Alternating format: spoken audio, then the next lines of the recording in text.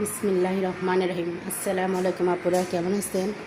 আমি যে ডিম আর আলুর চপ, ডিম আলু দিয়ে ডিম আলুর চপ বানাবো। এটা অন্যরকমভাবে দেখেন। আমি ডিমটা সেদ্ধ করে খোসা ছাড়িয়ে নিয়েছি, আর এই আলুটা সেদ্ধ করে খোসাটা পরিষ্কার করে নিয়েছি। আমি এখানে এই ডিম আলুটা ভালো করে মাখিয়ে নেব। যে আমি ডিম আলুটা ভালো করে মাখিয়ে নিচ্ছি। এখন আমি এখানে শুকনো কিছু উপকরণ দেব।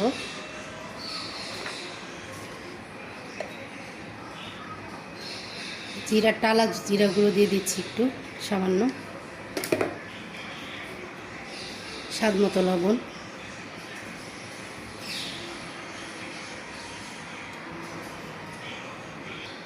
সামান্য হলুদের গুঁড়ি, সামান্য একটু, আর দিয়ে দিচ্ছি পেঁয়াজ কুচি আর কাঁচামরিচ কুচি। এই যে কুচি করে নিয়েছি, এটাকে আমি দিয়ে দেবো।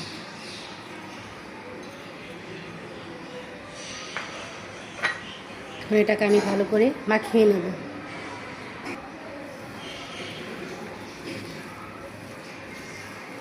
এটাকে আমি মাখিয়ে নিয়েছি।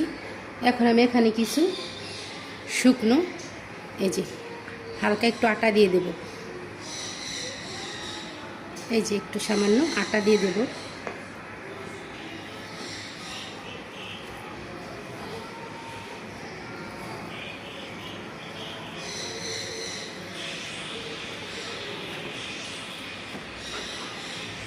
আটা দিয়ে আমি ভালো করে মাখিয়ে নেব।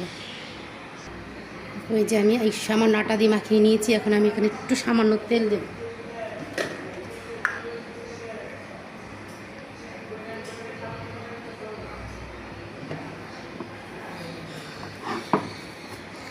তেলটা দিলে কি হাতে লাগবে না, সুন্দর বানানোর সময় আমার সুন্দর হবে, হাতে জড়িয়ে থাকবে না, লেগে থাকবে না।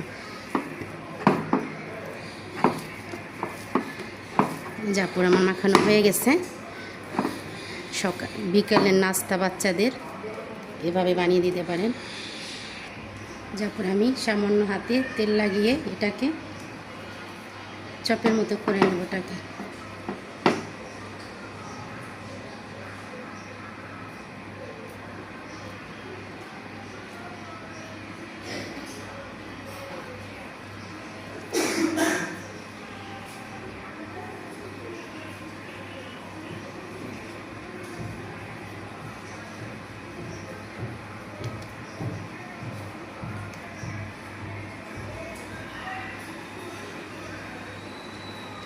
দেখেন আপনারা, আমি চপের মতো করে নিতেছি। সবগুলো এভাবে করে নেব।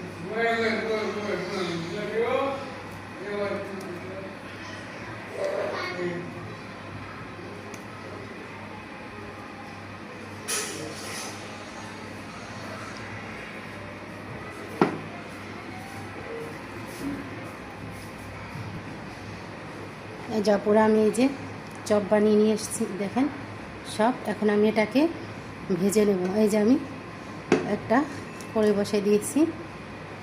এখন গরম করে তেল দিয়ে নেব।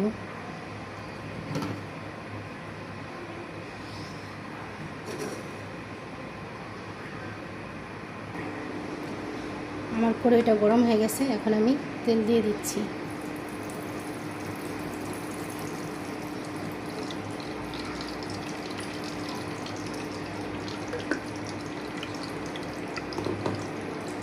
তেলটা গরম হওয়ার পর্যন্ত অপেক্ষা করব। তারপর আমার তেলটা গরম হয়ে গেছে। এখন আমি এই যেই বিস্কিটের গুঁড়ো দিয়ে মাখিয়ে আমি ছেড়ে দেব।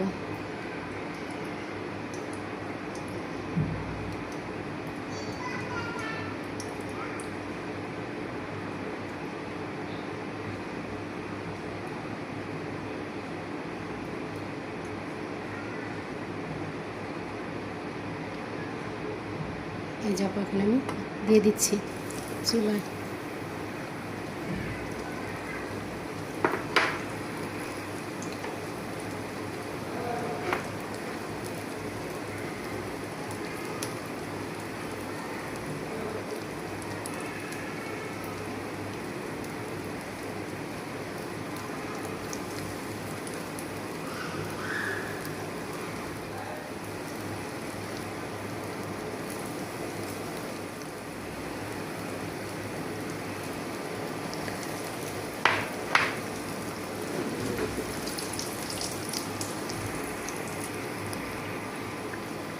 তারপরে এখন আমি উল্টিয়ে নেব।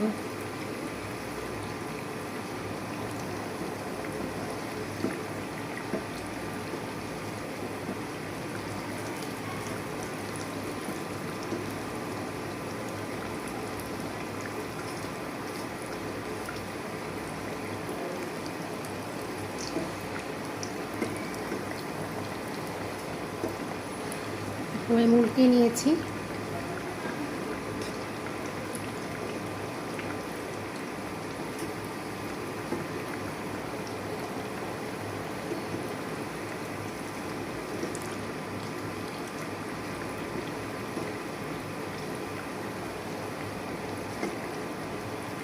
উল্টিয়ে নিয়েছি।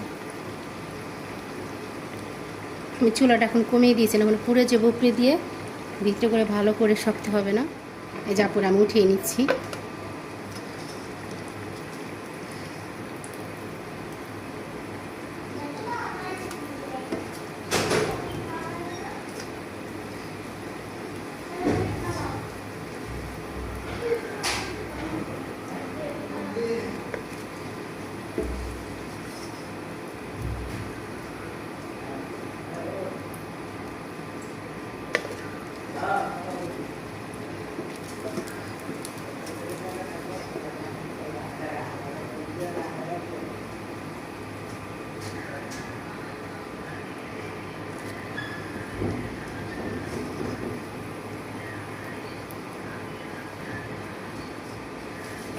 দেখেন আপুরা কত সুন্দর হয়েছে।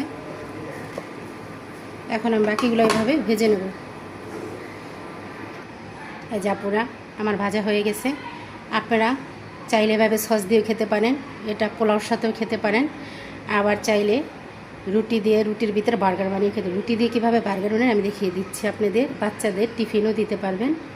রুটি দিয়ে বার্গারের সাথে কীভাবে খাবেন, এভাবে আপনারা রুটি কেটে এই রুটির ভিতরে এভাবে দিয়ে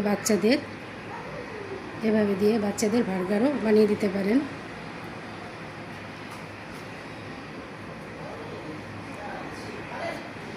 এই দেখেন আপুরা, আমি এটা দিয়ে বার্গারও খেতে পারবেন, বাচ্চারা দিতে পারবেন টিফিনে, নাস্তা, স্কুলে।